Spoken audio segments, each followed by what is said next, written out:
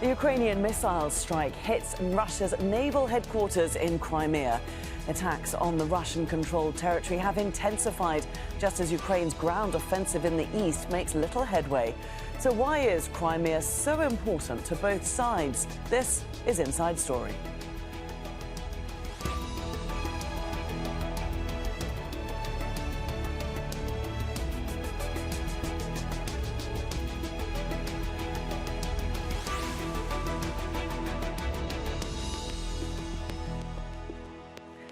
Hello there and welcome to the programme. I'm Laura Kyle. Russian-controlled Crimea has been coming under increasing attack from Ukraine. The territory annexed by Moscow 9 years ago is now an active battlefront in the war between the two.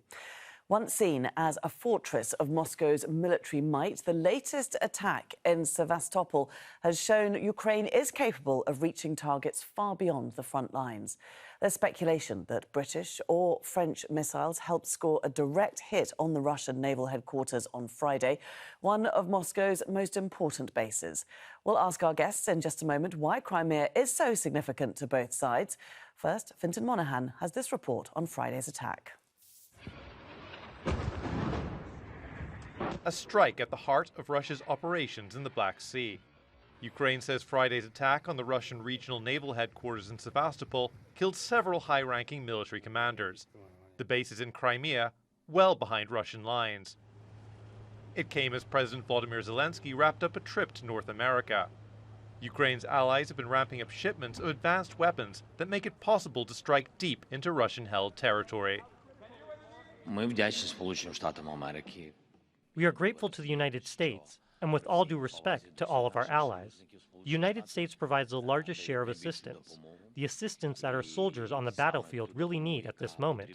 So we are discussing all the different types of weapons, long-range weapons, artillery, and air defense systems.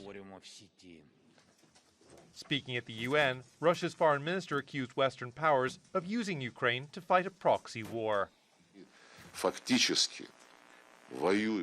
The West are de facto fighting against us using the hands and bodies of Ukrainians. I think everybody present here who pays at least some attention to the situation in Ukraine knows very well that Americans, Britons and others are fighting, and those countries are providing more and more weapons. Along the front line of the conflict, Ukraine's progress has been slow. A much-anticipated counteroffensive has failed to make significant gains in retaking territory held by Russia. But the strike against Sevastopol has shown that Ukraine can hit Russian assets far from the main battlefront. And if attacks like this can be repeated, it could open up a new front in the war.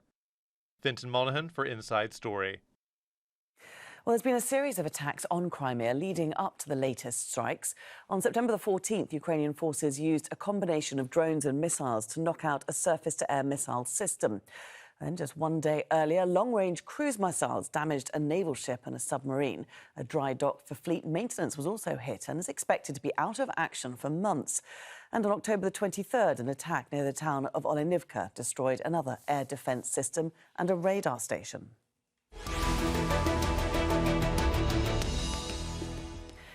Let's bring in our guests now. And in Moscow, Andrey Baklanov, Deputy Chairman of the Association of Russian Diplomats. He's also a former Russian ambassador to Saudi Arabia.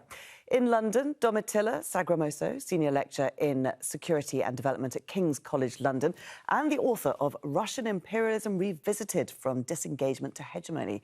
And in New York, Michael Bociurkiw, Senior Fellow at the Atlantic Council and a former spokesman for the OSCE's Special Monitoring Mission to Ukraine. A very warm welcome to all of you. Michael, let's start with you. The Black Fleet headquarters, it's a major high-profile target. How did Ukraine pull off this attack? Sure. Well, look, you referred to, the correspondent referred to that area as a military fortress, but we're seeing because of Ukrainian attacks, it's nothing more than a sandcastle. Even that's kind of a compliment. I mean, the fact that the Ukrainian rockets were able to penetrate the highly vaunted S-400 Russian air defense system is absolutely astounding. Look, these are systems that countries like Turkey and India have paid billions of dollars for, and now we're saying that it's largely ineffective, not only protecting the Crimean Peninsula, but also the airspace in Moscow against fairly rudimentary drones. So huge success for the Ukrainian forces. But if I can, I mean, we have to remember also the wider picture that Crimea is very, very important strategic for three reasons: historic, economic, and military. And economically, everyone's looking at this in this day and age with oil and gas reserves, but there's a lot there. And as well, previous to Russia's illegal annexation of Crimea, they were paying billions of dollars of rent to Ukraine.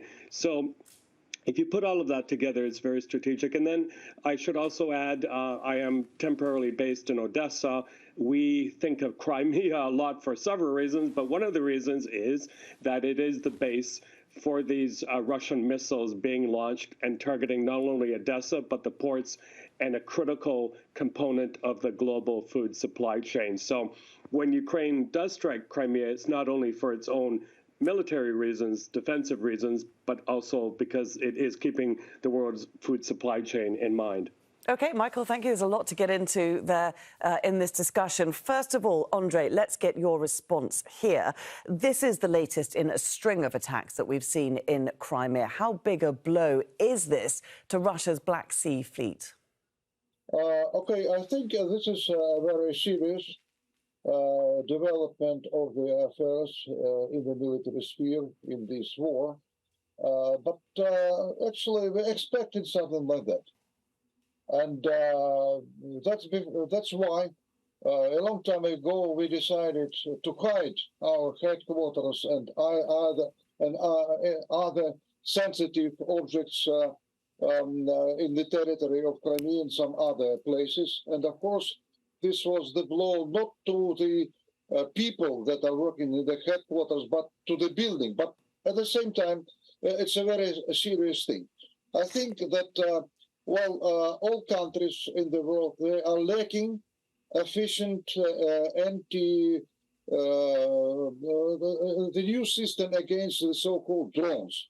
All systems are only in the start of the developing. So, well, it's quite natural that many objects will feel a danger that the development of the affairs. So this is the reality of the present day, war we are waging. Andrey, if Moscow expected this attack, why did it not better defend its Black Sea Fleet headquarters? I think that the only real effective way of defending against such attacks is, striking the basis of these striking facilities of the Ukraine. I think it will happen in some other periods. So I'm not quite sure that it was it was not a certain restraint in our military tactics. Perhaps it was not very much wise policy. We should have the opportunity to strike against these bases a long time ago. Domitilla, Andrey saying there that this attack was to be expected, that it didn't come as a surprise. Do you agree with that?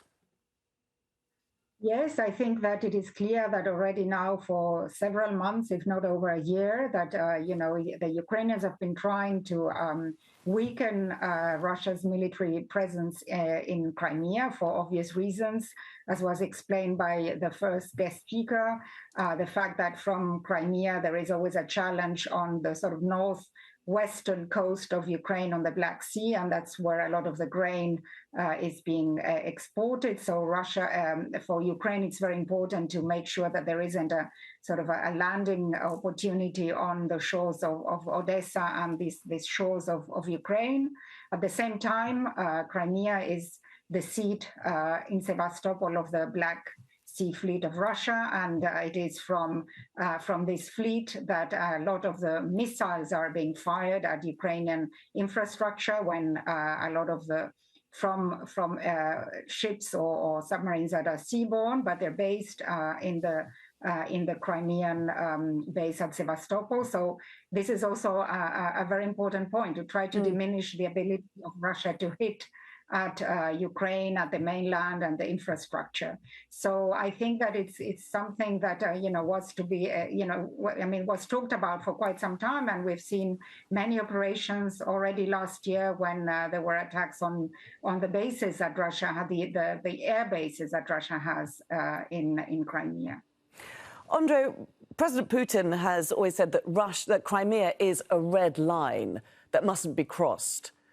So how will he respond to this? Because we now keep seeing Crimea being hit. Well, we are expecting that there will be another phase in the development of the military affairs, and there will be much more attacks against the Ukrainian facilities, air bases, and the facilities dealing with the electricity and etc. Actually, we have been doing this, but not on the level that will give the opportunity to make the victory in the certain period of time, several months. I think that it will need no less than 2 years because the quantity of the troops are very limited. When we were liberating Ukraine in the Second World War, we had 12 times more troops than we are having now on the territory of Ukraine. So this is a rather limited quantity in comparison even with the quantity of the troops that the Ukrainians, Kyiv government has. So, I think that the strategy is to prepare ourselves now, not for the war against the Kyiv regime, but with the war with the NATO, because this is a preliminary stage of this kind of the conflict. And the main thing is now to save the troops and give them opportunity to gain the necessary experience, real battle experience. These are the main elements of the strategy. OK, Michael, I'll just give you a chance to respond there to what Andrey says before bringing us back to Crimea. Less than 2 years before Russia sees victory in Ukraine. What's your response to that? That would be a miracle by any standard. They are not doing well on several front lines, whether it's land-based, the long front line that stretches from north of Ukraine to the south, but also obviously in Crimea, and also being able to protect its own skies. I mean, I'm also wondering, how does the average Russian think about this, whether they live in Crimea or they live in the outskirts of Moscow or even central Moscow, that they are now getting a taste of what Ukrainians throughout Ukraine face every day, this barrage of missiles and drones. So I wonder what this means for Mr. Putin's hold on power. The other thing we should say is that what Russia has done with Crimea in the past decades is fits into a pattern of not only disregarding its own international bilateral treaties, but also of cultural genocide, what's been done in Crimea to the Crimean Tatars, either killing them or deporting them to places like Siberia. So we are seeing that Russian playbook play out now in the war with Ukraine. But once again, they are performing very badly on the battlefield, poor morale of troops. They're losing soldiers at 2 or 3 to 1 to the Ukrainian side. And one more quick thing is, with the introduction of these more powerful longer-range missiles like the Storm Shadow from the UK and the ATACMS, which are expected to come, you can probably expect a ratcheting up. It could even include a direct strike on the Kerch Bridge, which is an important resupply chain in the whole war effort. I think with these newer missiles, it would not only put a hole in the bridge, but put it out completely. And again, we have to emphasize these resupply routes are legitimate military targets.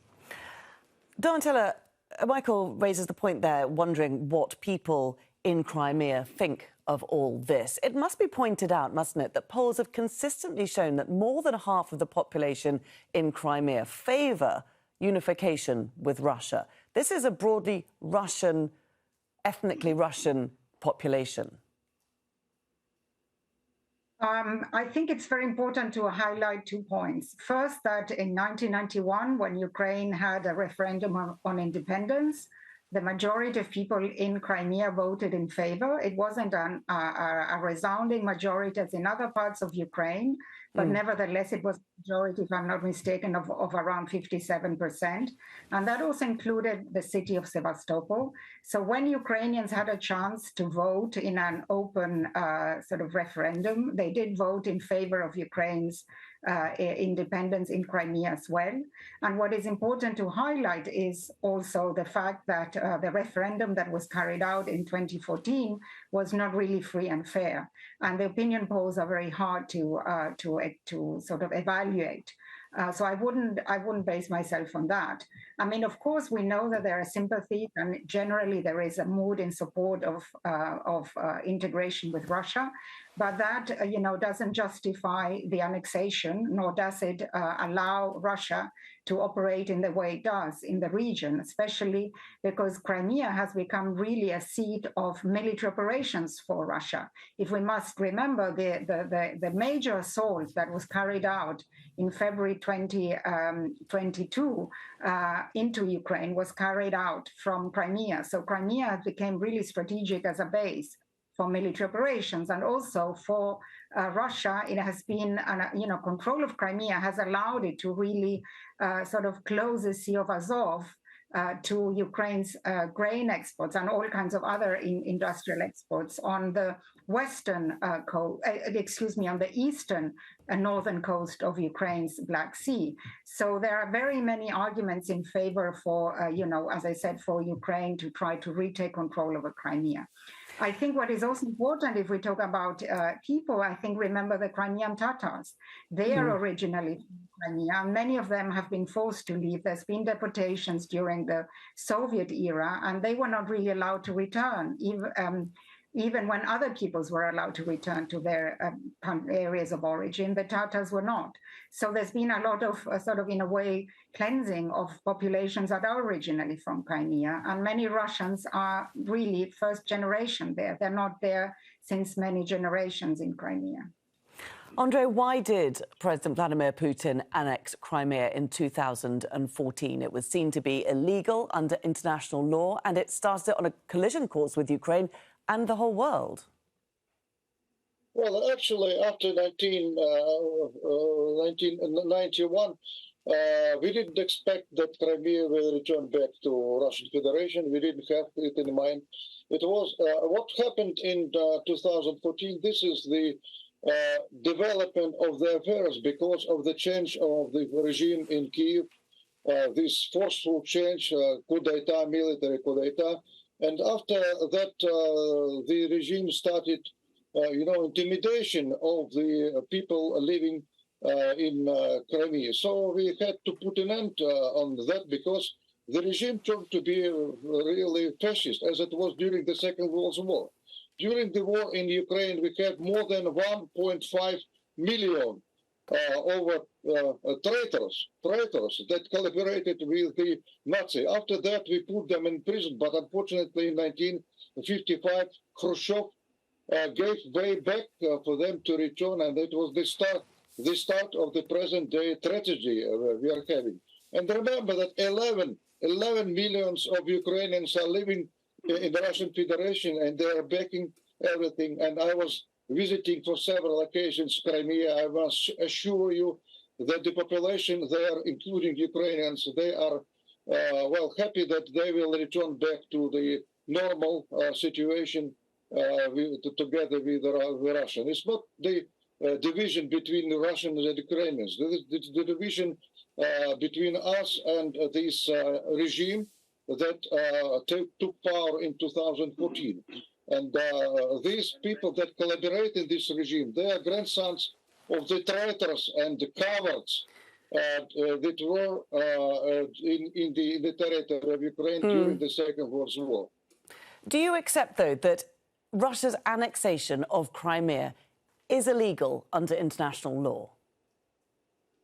Well, it was absolutely legal, exactly like this Western country saying about Kosovo. The people fed up with this regime, and they decided to return back to Russia. We didn't have these plans, as I told you. This is absolutely illegal, and we are not taking seriously the arguments the people are giving that did not visit Crimea, did not know anything which is happening there. What they are saying, some of our colleagues, even here on the TV, they are, giving us some stories where they took the figures, where they took the opinions. Did they have the opportunity to know what is going on this cell? These are fantasies and propaganda that the government of the United States are paying for their citizens and the citizens in some other countries, including the so-called Ukrainians. Michael, what's your response to that? That the people in Crimea, they wanted to join Russia after the fall of Viktor Yanukovych and the rise of Zelensky and a more pro-Western government in Kyiv. Is that the way you see it? No, it's complete nonsense. And I think I don't want to dignify the individual who just spoke by responding to his twisted version of history, the lies, the fake news. I will just raise one point here, and it's an important one, is Mr. Putin tried to justify his so-called special military operation by saying, you know, Russia is coming to the aid of Russian speakers in places like Kharkiv and Odessa and Mariupol. Well, these are the very cities that Russia is striking without any sort of restraint. I was just reminding myself, looking at a video yesterday, of how a Russian missile strike came straight into the historic district of Odessa, into that big Orthodox cathedral. So if this is their version of protecting Russians, well, God help Russians elsewhere in the world. Look, the other thing here I should mention, because I am seated here in the United States, we just finished, we're in the middle of the UN week, and Mr. Zelensky's visit to Washington, is that for the Ukrainians to finish what they started, declare full victory, and push the Russians back so that they no longer are a threat not only to NATO countries, Europe, but the rules-based international system, is that two things need to happen in Washington. Number one is that the decision makers there need to get over their fear of the nuclear blackmail. In other words, Mr. Putin turning to nuclear weapons. I don't think that will happen. And number two, there also seems to be concern in Washington about Russia somehow imploding if there's too many threats made to them, especially by the Ukrainians. I think that is nonsense also. But one quick point, if I may, what we're seeing play itself out in Europe is that European countries actually acting ahead of United States, for example, providing main battle tanks, jets, those long-range missiles. So that is a very refreshing thing to see. And I think they realize that they're much closer to the front line. Russia is much bigger of a threat, and they need to address it proactively. Domitilla, what do you think of that? Because we do have US media reports that Joe Biden is preparing to send a small number of long-range missile systems called ATACMS. What, first of all, do they do? How might that change the state of affairs for Ukraine? And how, indeed, might Russia then respond to it? Well, I think what is important is they can hit further deeper into areas where, Ukraine didn't have the capability before it received the Storm Shadow and Scud missiles. So that helps, Ukrainians to hit further behind what we call behind enemy lines. Because what happened was when Ukrainians received the HIMARS, they moved a lot of their sort of control and communication and some of their ammunition depots further behind. And these missiles would allow Ukraine to hit at control communications and also logistical support that is helping with the military campaign. So it is really very helpful and very important. I mean, the question of whether they would hit Russian territory, I think, is a delicate one, but is one that should not sort of paralyze support for Ukraine, because what we are seeing is that, that first of all, it is necessary and essential for Ukraine to receive these weapons to carry on more effectively its military campaign. And second, Russia threatens a lot, but has limited capabilities unless it escalates much further to some nuclear territory, which I think they will not do. So they will continue responding in the way they have responded so far. I mean, one of the real concerns is if this war drags on for very, very long. But I don't see that Russia would sort of escalate to a level which is really threatening, which we would talk about in sort of the nuclear territory as a result of receiving Ukraine the Atacams. I think that's not a we should be worried about. Andrey, to what extent does the use of Western weapons in this war provoke Putin? Actually, I think that the weapons that are coming from the West, this is one of the source of the prolongation of this war.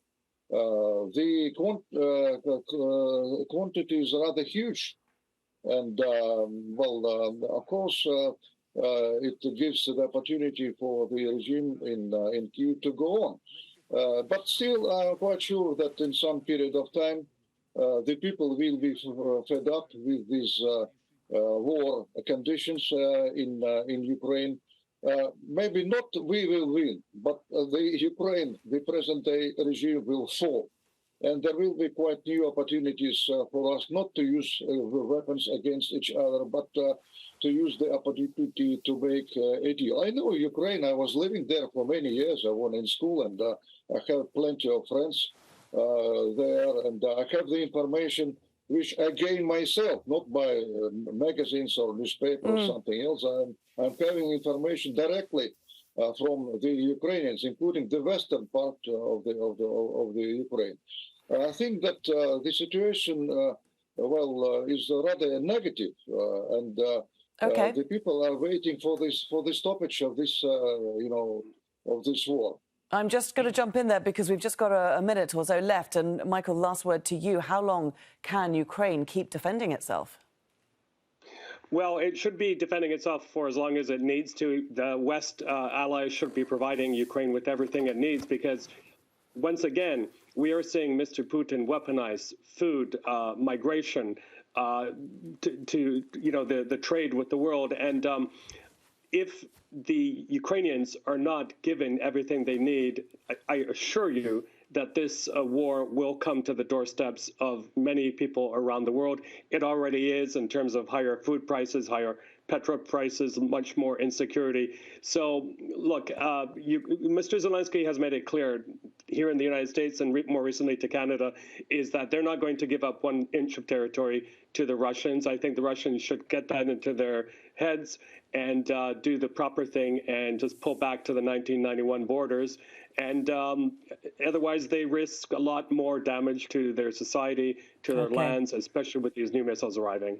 There we do have to leave our discussion today. Thank you very much to all our guests for joining us. Andrey, Baklanov, Domitilla, Sagramoso and Michael Bociurkiw. And thank you too for watching. You can see this programme again anytime by visiting our website. That's aljazeera.com. For further discussion, do go to our Facebook page. That's facebook.com/AJ Inside Story.